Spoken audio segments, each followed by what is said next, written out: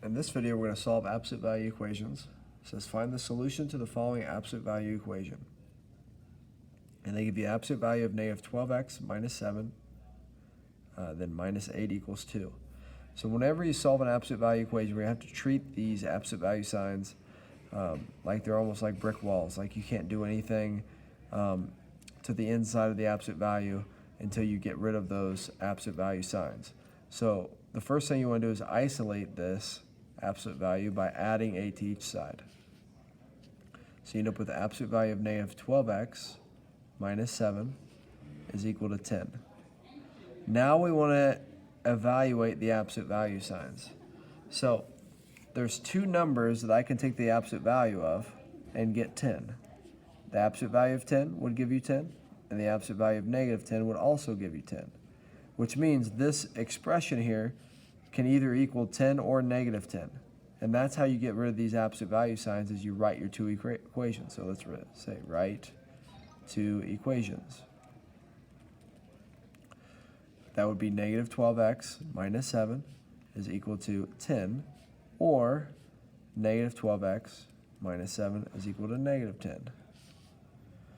And then we can solve for our two possible x values. Anytime you solve an absolute value, you typically have two answers. So we're going to add 7 to each side.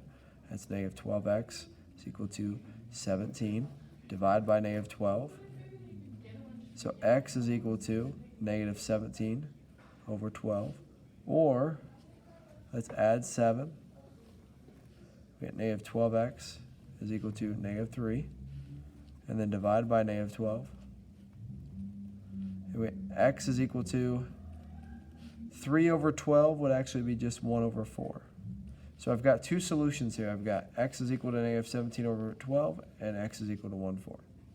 Let's try a second example. Now we have more operations on the outside. You'll see we have an addition of 7 and a multiplication of 2 on the outside of the absolute value signs. So let's subtract 7 on each side first. Take care of that addition. That'd be 2 absolute value of x plus 1 is equal to 3. And let's divide by 2 on each piece. So you get absolute value of x plus 1 is equal to 3 over 2. Now you'll notice that I took care of those operations on the outside of the absolute value so that I can isolate it. And now I know that the absolute value of 3 over 2 would give you 3 over 2, and the absolute value of negative 3 over 2 also gives you 3 over 2, which means the inside piece here, x plus 1, has to equal 3 over 2 or negative 3 over 2 in order for this sign to be true. So we need to write two equations to take care of the absolute value sign. And the two equations are x plus 1 is equal to 3/2, or x plus 1 is equal to negative 3/2. Subtract 1 here, and we get x is equal to 3/2 minus 1, which would be 2 over 2, is going to give you 1 over 2. Right, we'd have 3/2 minus 2 over 2. If I subtract 1 to this one, we get x is equal to negative 3/2 minus 2 over 2. So I get x is equal to negative 5 over 2.